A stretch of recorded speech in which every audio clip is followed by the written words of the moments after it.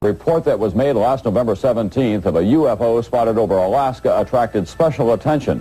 This sighting was made by an airline pilot with 29 years of experience. The crew claims that while it was flying over Alaska last November, it was followed for 400 miles by strange white, yellow, and amber lights. Of the thousands of reported pilot and astronaut encounters with UFOs around the world, few are more harrowing than the encounter on November 17, 1986, by Japanese Airlines Flight 1628, high above the remote Alaskan tundra. Regarding airline cases in America, the GAL is very interesting because you have multiple witnesses. It was a cargo aircraft, and the pilots observed an object that seemed to be tracking along with their aircraft. It involved an investigation by the FAA. This is an official government investigation of the sighting itself. The events of that night were captured on tape. Spinner 1628 heavy, military radar advises they are picking up intermittent primary target behind you, in trail, I say again. The Boeing 747 cargo jet is on a routine flight from Paris to Tokyo, cruising at 600 miles per hour at an altitude of 35,000 feet. It heads towards Anchorage, Alaska to refuel. Suddenly, at 5:11 p.m., Captain Kenju Terauchi, a pilot with 29 years flight experience, sees three large, fast-moving unidentified objects 2,000 feet below them. The largest object is described by Captain Terauchi as resembling, quote, a shelled walnut. Captain Terauchi describes the main craft as being twice the size of an American aircraft carrier. Co-pilot said it was as solid there as if you were seeing an oncoming jet with its lights on, except it wasn't an oncoming jet. 747 was nothing compared to this big flying saucer. After several minutes of observing the UFO, the pilots realize the objects are now matching their speed, 600 miles per hour, tracking them. The captain reports that the objects begin, quote, making moves that are impossible for any man-made aircraft to perform. Then, without warning, two of the smaller craft suddenly rise and shoot directly in front of the pilot's window. The objects come so close to the airplane that Captain Terauchi says the intense glow makes his face feel warm. All of a sudden they appear and they're traveling right in front of the aircraft. And they were sort of wobbling back and forth as they moved. They seemed to be only 1,000, maybe 2,000 feet in front of the aircraft and traveling at 600 and some miles an hour. At that very moment, the radio link to Anchorage goes dead, leaving the aircraft flying blind. A horrifying catastrophe is seconds away, but the UFOs rise and veer left. Just deviate from Samoa, request heading 240. Spinner 1628 heavy, deviation is approved as necessary for traffic. It's quite a big, make a formation. In his official FAA report, Captain Terauchi says, quote, we had to get away from that object. Spinner 1628, sir, do you still have the traffic? Disappears, Spinner 1628. Spinner 1628, if I understand, you do not see the traffic any longer? Okay. Moments later, an urgent message comes in from Elmendorf Air Force Base. The unidentified object now appears on their radar. Yeah, that's 1-2 again. We have confirmed there is a flight size of 2 around your 1550 squawk. One primary return only. Okay, where is he following him? It looks like he is, yes. Okay, stand by. The phrase flight size of 2 indicates that JAL 1628 has uninvited guests with possible hostile intentions. Spinner 1628 heavy, military radar advises they are picking up an intermittent primary target behind you, in trail, I say again. Immediately after this confirmation, the FAA requests that the Air Force scramble jets.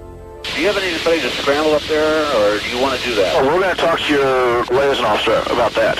It's starting to concern us.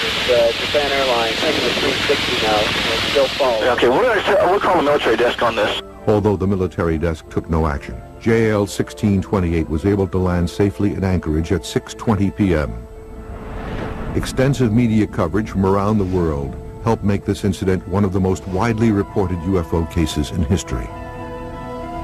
While the JAL case continues to inspire debate about the nature and intent of the objects that tracked the 747, to this day, the case remains a mystery.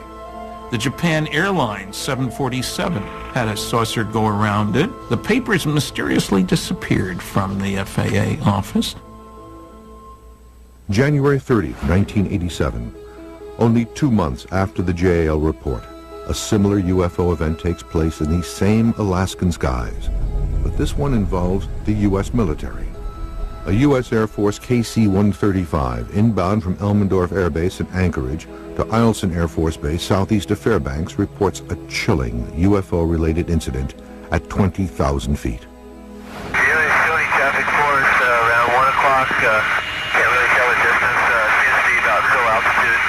Reactor 29 negative. I have no traffic and you're 1 o'clock. The pilot reports that the object is strikingly similar to the UFO reported by the JAL flight, a massive, disc-shaped, noiseless object, larger than an aircraft carrier. Seconds later, Anchorage Air Traffic Control asks if the KC-135 still has the object in sight. The pilot replies yes, and says the object is now 40 feet from his aircraft. The recent incident involving JAL Flight 1628 even comes up in their cockpit recording. We're from California, just visiting up here. People see this sort of thing a lot other than the Japan airline types. Actor 29, it's very rare seeing the lights up there. 30 minutes later, the Anchorage control tower passes along a message from the regional FAA office. Actor 29, the quality assurance staff at the Anchorage Center here requests you give them a call after you land at Eielson. That is concerning the object we're looking at? Affirmative, sir. I think pilots make especially good UFO witnesses. They know what's normal in the sky and what isn't. They've seen all different kinds of airplanes routinely. When a pilot reports a UFO, there's a better than average chance that that's what it was. January 31st, 1987. Less than 24 hours after the KC-135 encounter, yet another UFO-related incident occurs in the skies above Alaska. The pilots aboard Alaska Airlines Flight 53 reportedly witness enormous, bright, disc-like objects tracking their airplane. Ground control reports that no object is visible on radar, but it is the speed of the UFO craft that alarms the pilots. They had just underneath our radar, picked up his blip. He's moving about a mile a second. He's full out straight ahead of us, just disappeared. Man, he was there and then he was gone. If you're a pilot and you report a UFO sighting to the FAA, you might as well turn in your license the next day. The FAA, the military, even civilian authorities don't want to know about UFOs. Pilot encounters with UFOs first surfaced in the 1920s and 30s, long before black box and control tower tape recordings were possible. Sightings by pilots have occurred ever since the very beginning with Kenneth Arnold. Kenneth Arnold was flying from Chehalis, Washington, over towards Idaho. Somewhere around Mount Rainier, he identified what looked to him to be about 9 aircraft traveling in an east to west position. Was this man, Kenneth Arnold, from Boise in Idaho, who ushered in the era of the flying saucer. At this point is where I had this terrific flash. I looked way off here to the north, and then when I saw where the flash came from, it was an echelon formation of a very peculiar-looking aircraft. The second craft from the rear had a more or less crescent shape, and of course I kept mulling in my mind, that's the damnedest-looking airplane I ever saw. Upon landing in Yakima, Washington on June 24, 1947, Arnold makes what would become the very first civilian reports of UFOs to the government.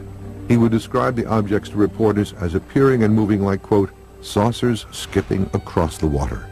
Somebody else twisted that around into the term flying saucer. That was the beginning of it. His official report made to the Joint Army and Air Forces intelligence is seen here for the first time on television. Arnold describes the UFOs as thin, round in the front, and coming to a point in the back, and did not appear to whirl or spin. He watches as the craft flip and flash in the sun, and comments, "The more I observe these objects, the more upset I became, as I am accustomed and familiar with most all objects flying." The Arnold case was extremely significant in that prior to it, there had been no talk publicly about disc-shaped, shiny objects flying around. And we haven't been without UFOs or flying saucers ever since. Coming up, The skies above New England are rocked by 3 separate UFO encounters, all captured on tape. Hey, you got anything flying out in the area? Negative, 105 turned over. Well, then I just had a couple of UFO reports. The Grand Canyon is a graveyard for 128 passengers and crew of 2 airliners which collided in a thunderstorm and crashed on peaks little more than a mile apart. The impact reduced the wreckage to carbonized smears of paint and metal. None survived. It was the worst commercial air disaster in history. While some experimental black box and pilot voice recorders were in use by the military during World War II, it was not until a catastrophic mid-air collision in 1956, about 200 miles due east of Area 51, that onboard recording boxes were mandated by the FAA. A major accident above Grand Canyon imposed the FAA and the NTSB to ask for all the airlines to be equipped with audio recording system. Since the mandate of cockpit voice recorders, hundreds of reports have been made of strange lights, near-miss collisions, and radar tracking of unidentified flying objects. 3 recent pilot recordings captured over New England have been obtained for this broadcast. They are presented here for the first time. One of the most fascinating cases is Lufthansa 405 out of JFK November 18th, 1995, where they saw a UFO across Long Island. November 18th, 1995, while on a routine flight above Long Island, New York, Lufthansa Flight 405, an Airbus A340 out of New York en route to Frankfurt, Germany, makes a disturbing call to Boston Air Traffic Control. The pilots report an unidentified flying object passing within 3,000 feet of their plane. It should be on our tail about 10 minutes. We passed it just 1 minute ago and it was looking strange. The UFO is described as a long cylindrical object with a white light on the front and a long green comet tail. The strange UFO is also seen by British Airways Flight 226, a 747 flying from London, and is just north of the object. The code name for British Airways flights is Speedbird. I actually looked about opposite traffic 2,000 feet above. It did have a very strong vapor trail which looked more like smoke, and the light on the front was very, very bright. And Lufthansa 405, how far off your side did that traffic pass? It was pretty close, and like the Speedbird said, it was looked like 2,000 or 3,000 feet above on the left wing. Just one looked like a UFO. Boston Air Traffic Control contacts Giant Killer, the military fleet area control and surveillance facility that monitors restricted airspace over the Northeast. Hey, you got anything flying out in the area? Negative, 105 turned over. Well, then I just had a couple of UFO reports. Oh, is that right? I had a couple of guys that reported lights just going over their head. I had no traffic whatsoever in the area. They should have passed within a mile of them, like a 2,000 feet above them, opposite direction. Oh, it could have been a meteor or something. No, we don't have any aircraft out there. Both pilots confirm the object has glowing lights.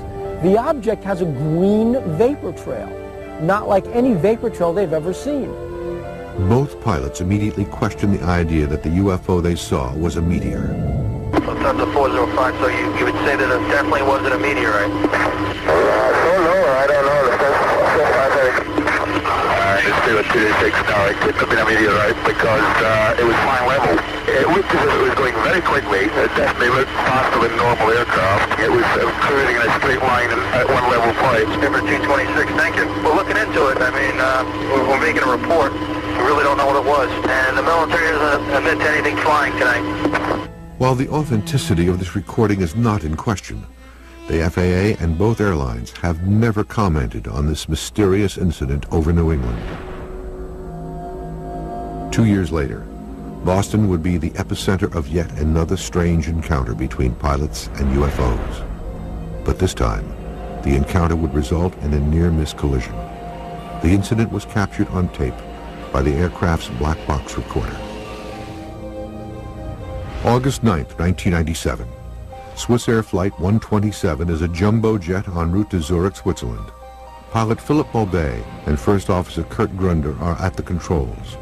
At 23,000 feet, Bobet will later report that his visibility was excellent with no haze and a clear blue sky until an unidentified craft enters the plane's airspace. The pilot immediately contacts Boston Air Traffic Control.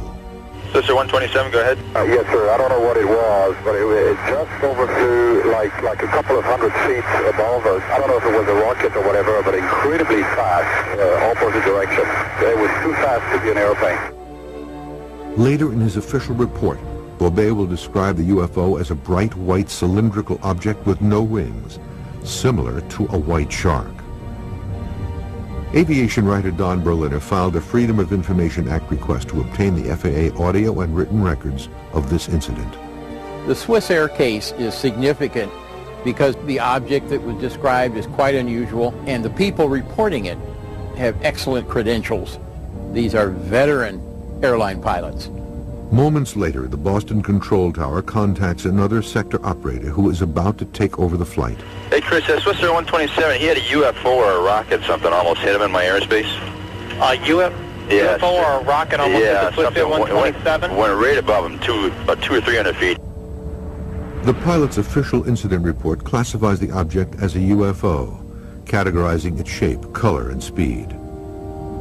However, the NTSB and FAA concluded the object seen by Swiss Air 127 was a weather balloon launched by the military at about the same time. These are not the kind of people who would be fooled by weather balloons, because these are fairly common experiences among airline pilots. It's really hard to mistake a weather balloon for much of anything else. These eerie sightings of UFOs are not isolated to the Northeast. In fact, sightings of UFOs by pilots have been reported across the country.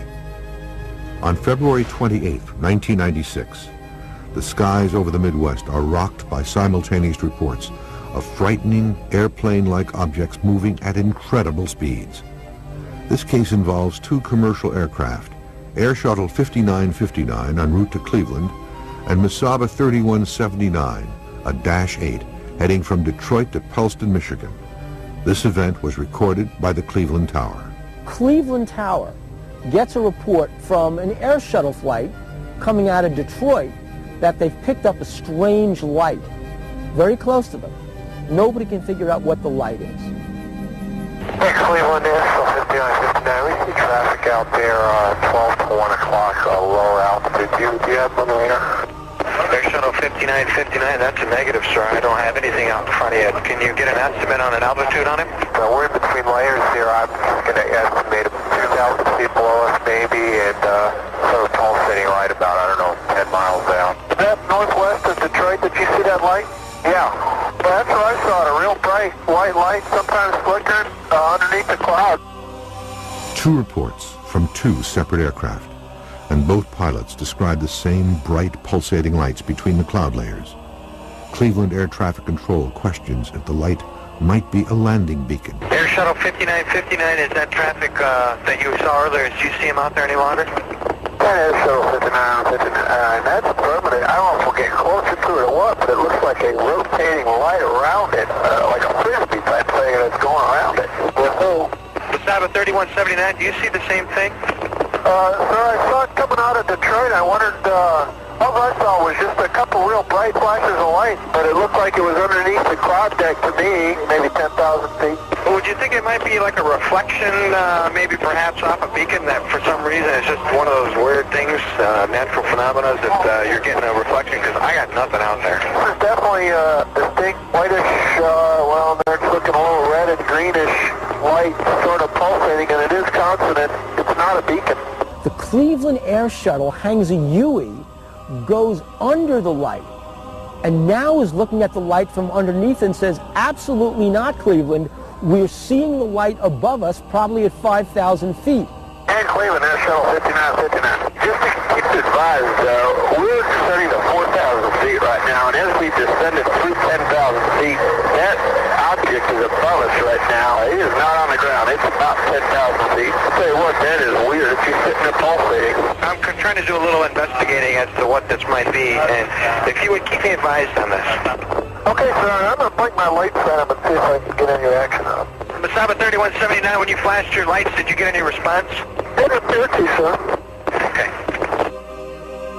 A double pilot sighting caught on radio that you would never hear because the media never covered it.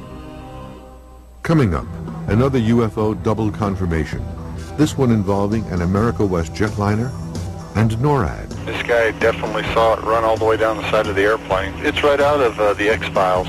And later, we'll analyze evidence of UFO sightings during NASA's Apollo moon missions. On May 25, 1995, an exceptional UFO-related event occurs more than 7 miles above Earth. An enormous, fast-moving UFO was witnessed by an America West Airlines crew. What makes this incident a watershed in black box recordings is that it is one of the first on record to reportedly involve a government agency, NORAD, the government's watcher of the North American skies. This 1995 America West Airlines case, the government got involved briefly. Somebody with air traffic control told the crew, one of the crew members, that they had been in touch with NORAD, which had briefly confirmed radar tracking of something in the area and then later denied it. The Air Force confirmed that there was an object, and especially the NORAD, the North American Air Defense Command, yeah, we detect something. America West Flight 564 is flying from Tampa, Florida to Las Vegas, Nevada. Captain Eugene Tollefson and First Officer John Waller are in control, cruising at 39,000 feet above Bovina, Texas. All is normal until 10:25 p.m. when the pilots see a UFO just below them at 30,000 feet. The actual recordings between Flight 564, Albuquerque Air Traffic Control, and NORAD were recently obtained by the History Channel. Okay, Cactus 564, say again. There's nothing on the radars on the other centers at all on that particular area, that object that's up in the air? It's up in the air. Affirmative. What's the altitude about? I don't know, probably right around 30,000 or so, and it's with a drill that starts from going counterclockwise, and the length is unbelievable. The pulsating object is reportedly over 400 feet long, yet invisible on radar. This prompts air traffic control to contact nearby Cannon Air Force Base radar operations in Clovis, New Mexico. Cannon, go ahead. Hey, guy at 39,000 says he sees something at 30,000 that the length is unbelievable and it has a strobe on it. Uh-huh. This is not good. What does that mean? I don't know. It's a UFO or something. It's that Roswell crap again. The crew that saw it described it as a long, thin object, cylindrical, with a series of lights down the side, blinking on and off in sequence. They saw a cigar-shaped object flying with strobing lights on a length of roughly 300 feet, which is quite big. Seconds later, an Air Force F-117A Nighthawk from the 49th Fighter Wing at Holloman Air Force Base is alerted by air traffic control. The stealth fighter sees something. Arcade 5, in the next 2 to 3 minutes, be looking off to your right side. If you see anything about 30,000 feet, one aircraft reported something. It wasn't a weather balloon or anything. It was a long, white-looking thing with a strobe on it. Let me know if you see anything out there. Yeah, any traffic off our left wing right now? I've got something passing off here 9 o'clock and about 12 at 31 westbound. Okay, so it looks like something like that, a little lower than enough just went off our left wing. The Nighthawk reports an object passing off its left wing. America West 564 has the same experience moments later. The object moves dangerously close to both aircraft. The anxious America West crew contacts Albuquerque Air Traffic Control again. No, we're all talking about it. When it's lightning, you can see the dark object, and it's like a cigar shape from the altitude that we can see it. And the length is right now just sort of confused because it looks like it's about 300 to 400 feet long. So I don't know if it's a wire with a strobe on it, but the strobe would start from left and go right, counterclockwise. And it was pretty eerie looking sight. The object suddenly disappears from Flight 564's view. Then a concerned Albuquerque Air Traffic Control contacts NORAD's Western Air Defense Sector headquarters at McCord Air Force Base in Tacoma, Washington. I've got something unusual, and I was wanting to know if you all happen to know of anything going on out here. I had a couple of aircraft reported something 300 to 400 foot long, cylindrical in shape with a strobe. Oh. At 30,000 feet. We don't have anything going on over that I know of.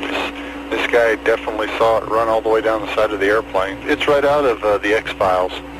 I mean, it's a definite UFO or something like that. But I mean, y'all are serious about this. Yeah, he's real serious about it too. And he looked at it, saw it. Holy. 13 minutes later, Albuquerque Air Traffic Control checks in again with NORAD. Only this time, NORAD has something. We had someone call here earlier about a pilot spotting an unidentified flying object.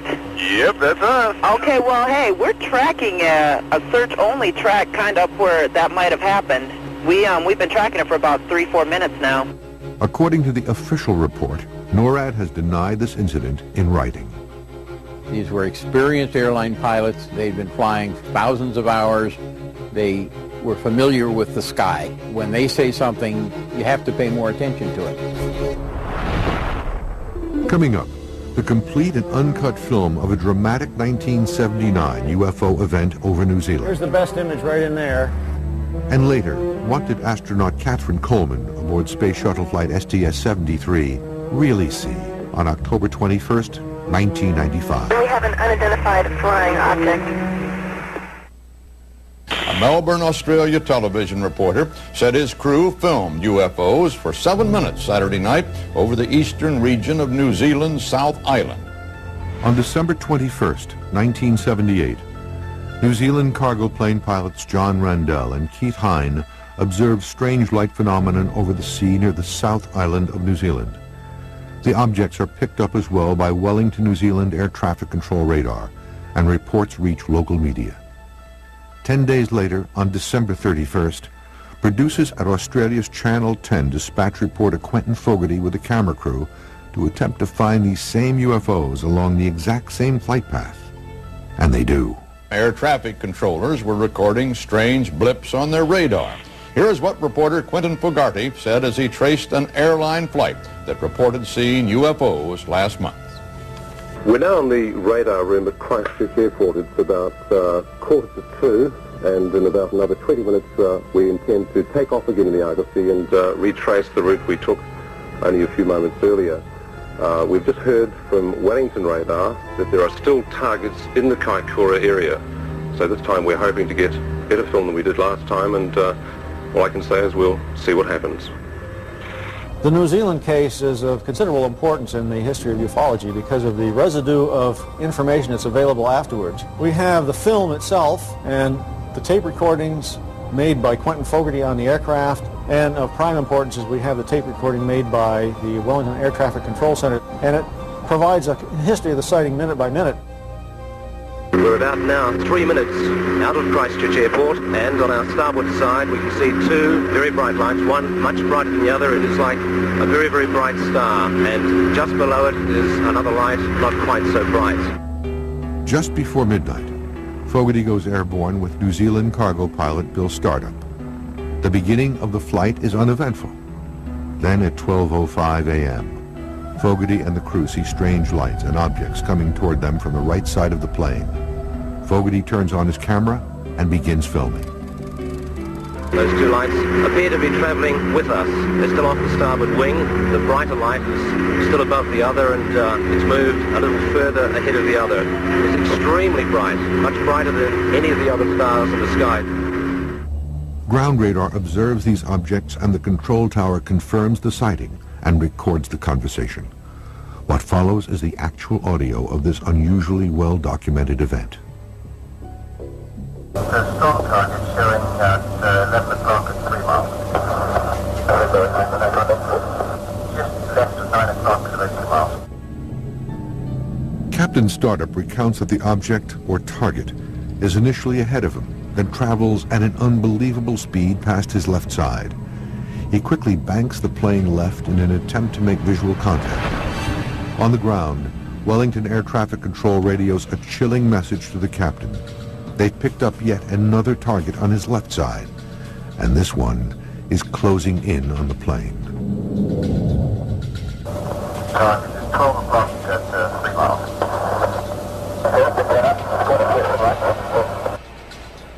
I'm now looking over towards the right of the aircraft, and we have an object confirmed by running some radar. It's been following us for quite a while. It's about 4 miles away, and it looks like a very faint star, but then emits a very bright white and green light. Captain Startup is able to get close enough to determine that the object is an array of bright blue lights pulsing at a rapid rate. To his shock, the object has gotten bigger. There was an interesting radar event where the some object got so close to the aircraft it looked to Wellington radar as if the aircraft radar target image had doubled in size. Strong target, right in formation with you now. Your target has doubled in size. The double-sized target continues to appear on radar screens for 36 seconds, then returns back to normal size. Yeah, blue lights right there.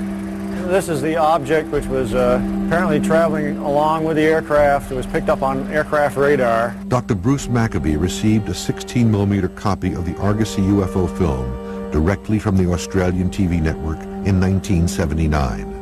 Roll 4, take 10. This complete and unedited film has never been made available before.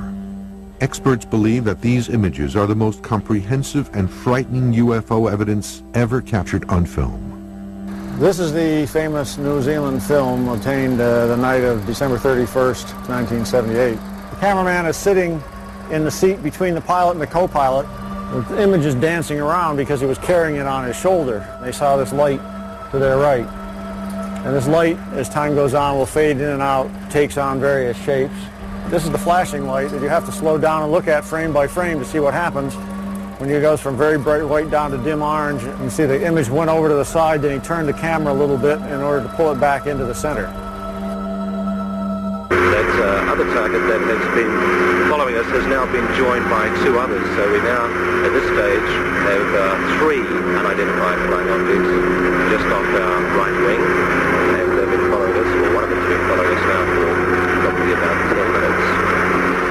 I, for one, am hoping really that we've seen enough tonight and the rest of our journey back to Berlin will be uneventful. I think I've just about had enough of UFOs for one night.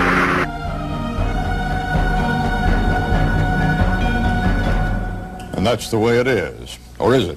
Monday, January 1st, 1979. This is Walter Cronkite, CBS News. Good night. Coming up, while the Apollo 11 astronauts were the first men to set foot on the moon, they were not the first to make reports of sightings of the unknown in outer space.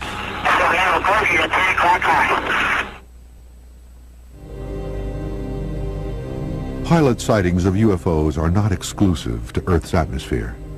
In the early 1960s, as America and the Soviet Union escalate the space race, astronauts and cosmonauts begin to witness strange and unexplained objects and events in outer space. You know, in 1958, when NASA formed, they literally expected to make contact with extraterrestrial life. December 4th, 1965. 4 hours and 24 minutes into the historic 14-day mission. The astronauts of Gemini 7, Frank Borman and James Lovell, both military test pilots, are performing routine tasks. Then suddenly, at 22:34 Universal Time, as the capsule is high above Hawaii, both men see a bright object or bogey flying above their capsule. Borman radios mission control in Houston. What follows are the actual radio transmissions.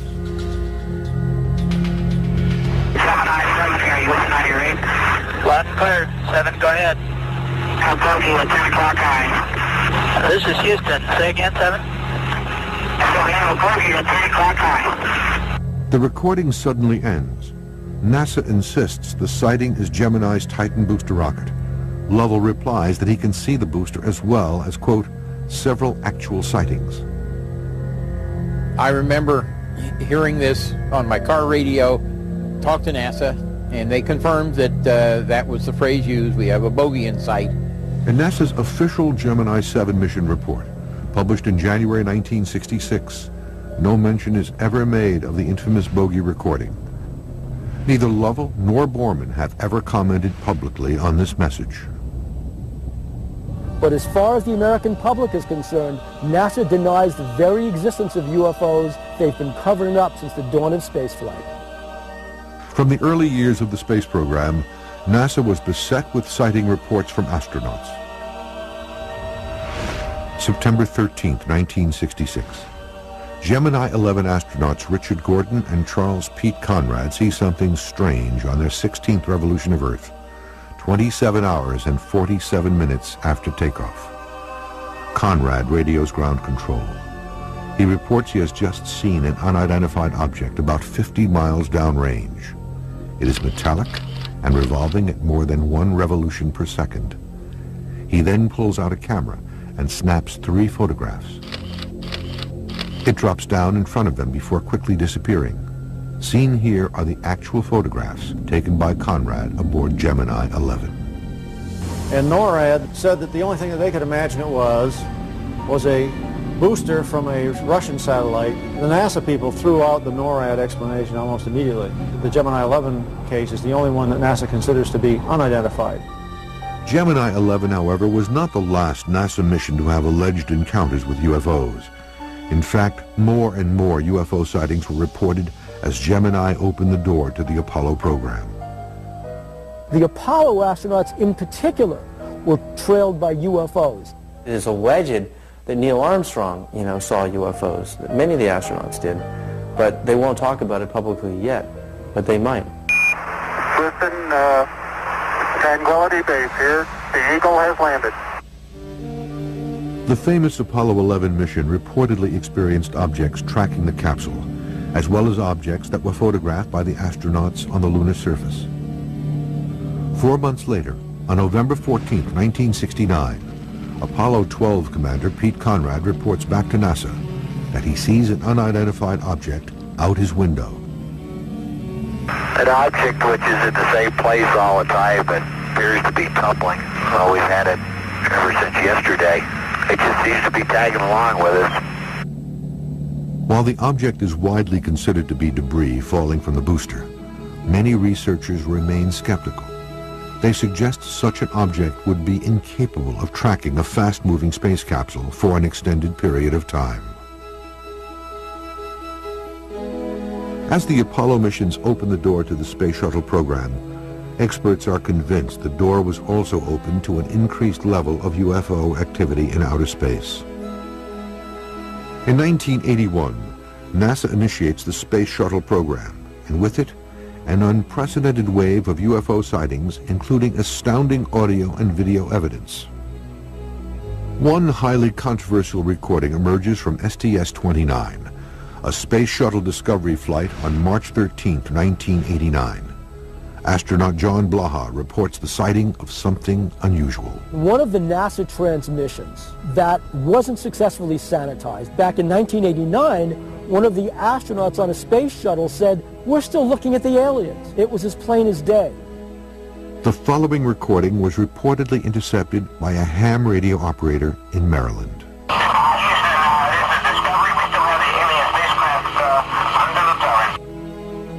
To this day, NASA has neither confirmed nor denied the validity of this transmission. The space shuttle has 2 radio channels. One is a public channel that we all hear when NASA is broadcasting. We can hear what the astronauts are saying. The other channel is a Department of Defense encrypted channel, and that's where I believe the real conversations are going on. The new millennium ushered in more UFO sightings by NASA shuttle crews. One extraordinary recording occurred aboard Space Shuttle Flight STS-73. Mission specialist Catherine Coleman sees something curious on day 3 of the routine 15-day mission. This is October 21st, 1995. We have an unidentified flying object. And nothing after. I mean, there she is. Catherine's just floating around in there. And that's where I believe they went on to the Department of Defense encrypted channel on the space shuttle, and they continued the conversation. Researcher David Sereda has been studying unusual phenomenon in outer space for over a decade. It is his theory that NASA continued recording but on a secret frequency, leaving us with more questions than answers. We have an unidentified flying object. Even recent shuttle missions have had eerie reports and sightings of strange objects. According to Sereda, some of the most shocking evidence of UFOs in outer space comes as recently as August 6, 2005, from Space Shuttle Flight STS-114. Well, the Space Shuttle is doing 18,000 miles an hour around the Earth. So the object is traveling obviously much faster than 18,000 miles an hour to catch up to the shuttle, to fly in tandem speed with it, and then it takes off and goes back out the other way. This is real footage from the Space Shuttle. Even considering that it may be just a few miles away from the Space Shuttle is obviously a very large UFO. The object enters quickly, dramatically changes speed and direction, then flies back out of frame. The trajectory and speed of the object defy all laws of physics, leaving researchers like Sereda to draw their own conclusions. When you zoom in on video frames or any digital media, you get pixelation. So some of the rectangular shapes you see are pixels, but notice also you can see the round aura of light around it. So you can still differentiate shapes within the pixels. There's no way that's dust and debris. There's no way it's another satellite. When you go through process of elimination, you know that what we're seeing in STS-114 is truly a UFO. There's really nothing else out there like that. Since NASA does not comment on the topic of UFOs, the authenticity of space recordings and sightings cannot be officially confirmed, which leaves many questions unanswered. UFOs constantly trailed our spaceships around planet Earth, the space shuttle, but more importantly, all the Apollo, the Project Apollo spacecraft on the way to the moon.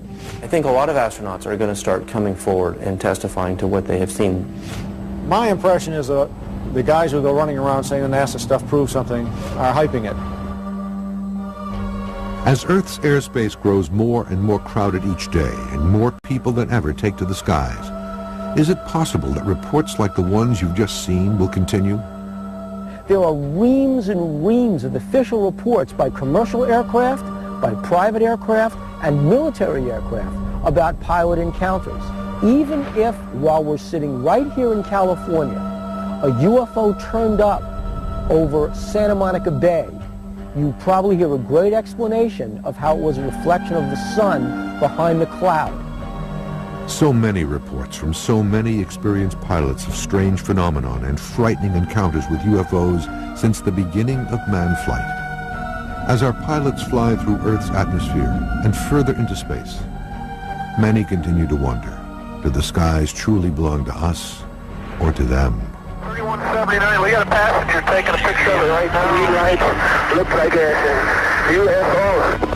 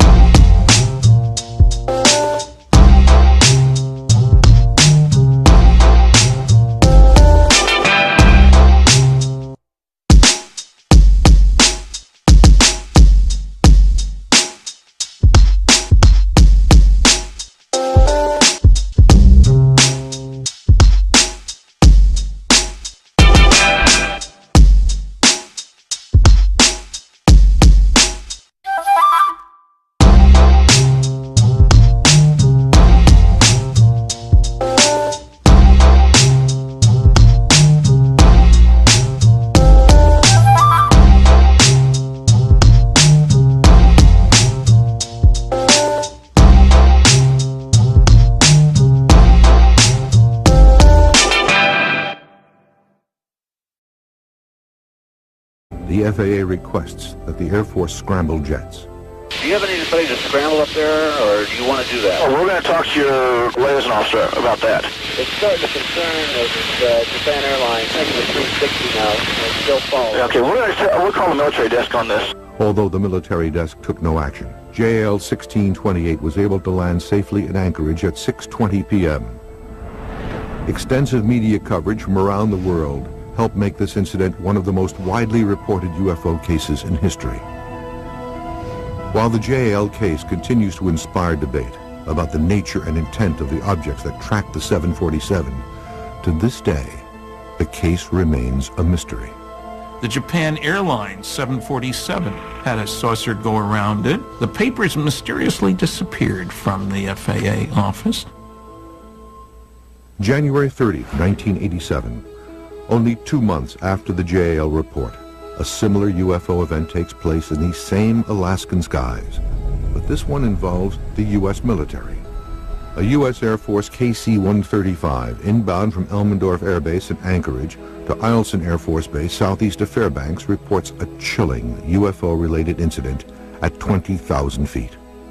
Daily traffic force around 1 o'clock. Can't really tell the distance. CSV about still altitude. Reactor 29 negative. I have no traffic and you're 1 o'clock. The pilot reports that the object is strikingly similar to the UFO reported by the JAL flight, a massive, disc-shaped, noiseless object, larger than an aircraft carrier. Seconds later, Anchorage Air Traffic Control asks if the KC-135 still has the object in sight. The pilot replies yes, and says the object is now 40 feet from his aircraft. The recent incident involving JAL Flight 1628 even comes up in their cockpit recording. We're from California, just visiting up here. People see this sort of thing a lot other than the Japan Airline types. Actor 29 is very rare seeing the lights up there. 30 minutes later, the Anchorage control tower passes along a message from the regional FAA office. Actor 29, the quality assurance staff at the Anchorage Center here requests you give them a call after you land at Eielson. That is concerning the object we're looking at? Affirmative, sir.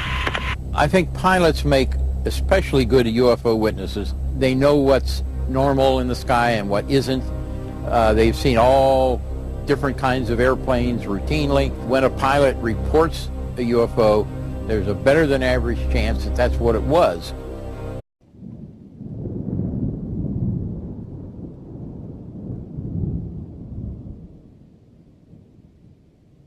A report that was made last November 17th of a UFO spotted over Alaska attracted special attention. This sighting was made by an airline pilot with 29 years of experience. The crew claims that while it was flying over Alaska last November, it was followed for 400 miles by strange white, yellow, and amber lights.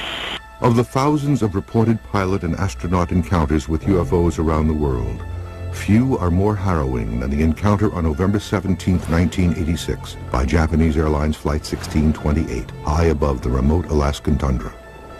Regarding airline cases in America, the GL is very interesting because you have multiple witnesses. It was a cargo aircraft, and the pilots observed an object that seemed to be tracking along with their aircraft. It involved an investigation by the FAA. This is an official government investigation of the sighting itself.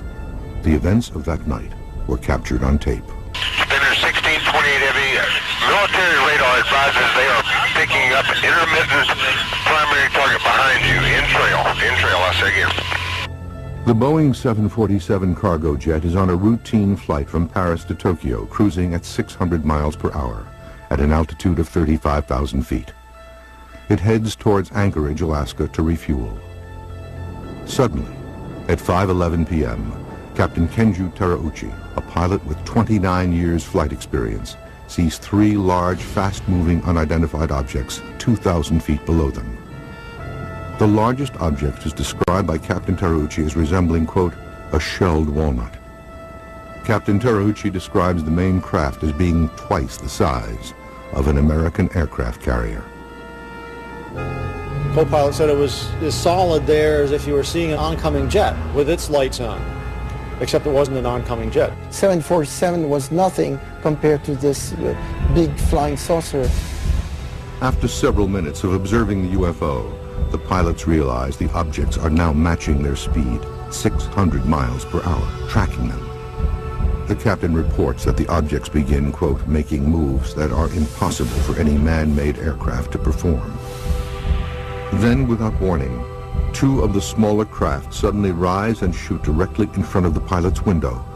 The objects come so close to the airplane that Captain Terauchi says the intense glow makes his face feel warm. All of a sudden they appear and they're traveling right in front of the aircraft. And they were sort of wobbling back and forth as they moved. They seemed to be only 1,000, maybe 2,000 feet in front of the aircraft and traveling at 600 and some miles an hour. At that very moment, the radio link to Anchorage goes dead, leaving the aircraft flying blind. A horrifying catastrophe is seconds away, but the UFOs rise and veer left. Just deviate from object, request heading 240. Spinner 1628 Heavy, deviation is approved as necessary for traffic. It's quite a big, like a formation. In his official FAA report, Captain Terauchi says, quote, we had to get away from that object. Spinner 1628, sir, do you still have the traffic? Disappears, Spinner 1628. Spinner 1628, if I understand, you do not see the traffic any longer? Okay. Moments later, an urgent message comes in from Elmendorf Air Force Base. The unidentified object now appears on their radar. Yeah, that's 1-2 again. We have confirmed there is a flight size of 2 around your 1550 squawk. One primary return only. Okay, where is he following him? It looks like he is, yes. Okay, stand by. The phrase flight size of 2 indicates that JAL 1628 has uninvited guests with possible hostile intentions. Spinner 1628 Heavy, military radar advises they are picking up an intermittent primary target behind you, in trail, I say again. Immediately after this confirmation,